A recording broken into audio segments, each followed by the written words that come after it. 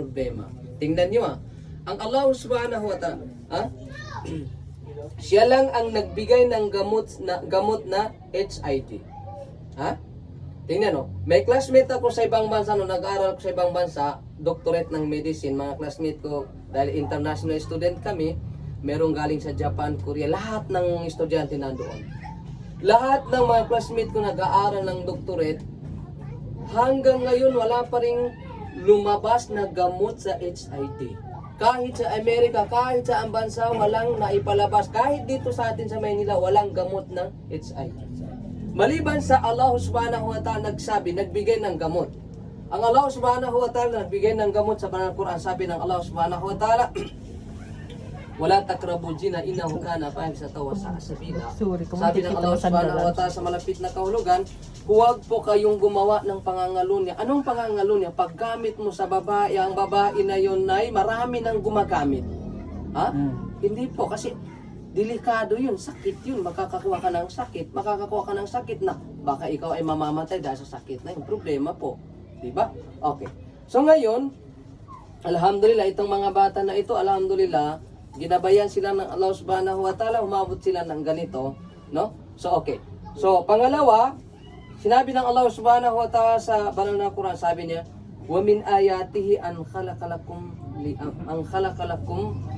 li anfusikum azwaja. Sabi ng Allah subhanahu wa ta'ala, kabilang sa kakayahan o palatandahan ng kakayahan ng Allah subhanahu wa ta'ala, naglikha ang Allah subhanahu wa ta'ala ng babae, kinuha sa tadyang ng lalaki sa bandang kaliwa sa pinakataas-taasan upang maasawa ng lalaki para magkaroon ng peace ang kanilang mga puso.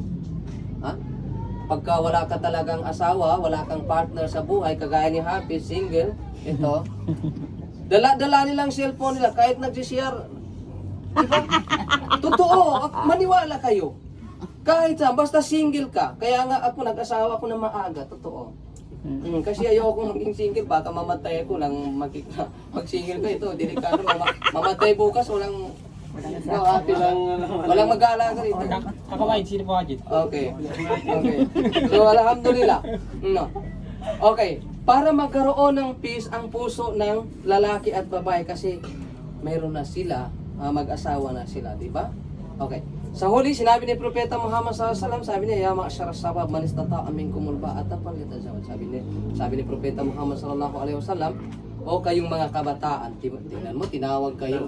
Natawag ka na naman. Kayo naman talaga O kayong mga kabataan, sabi ni Propeta Muhammad SAW, basta kaya niyo nang gawin ang tinatawag na pag-aasawa, kaya ng buhay ng asawa ninyo,